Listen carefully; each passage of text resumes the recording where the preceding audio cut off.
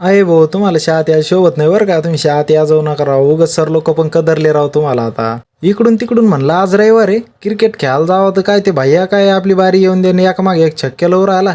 आणि इकडं मयूर काय आकळा नाही, त्यो बॅक टू बॅक छक्क्यान चौक्या आणून राहिला. म्हणलं आयला आता काय खरं दिसत नाही राव आपलं आता इकडं. अरे पोराच्या डोक्यावरून तर हाणताचे, पण भीतीवरून कशाला हाण राहिलो, बॉल सापडायची बारी परत, हे पाय जमलं परत एका मागे एक. काय माणूस आहे तू.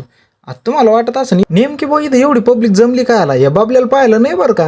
विषय म्हणजे काय आहे नाही का, 100 मीटरचा ट्रॅक करायचा आहे आपल्या शाळेमध्ये, त्याच्यामुळे ना सगळे लोलर मारू राहिले. आणि आपल्या आर्मी मॅनची स्माईल पाहिली कशी. या वर्षी आर्मी फिक्स आहे लगे बरं का, विषयच नाही.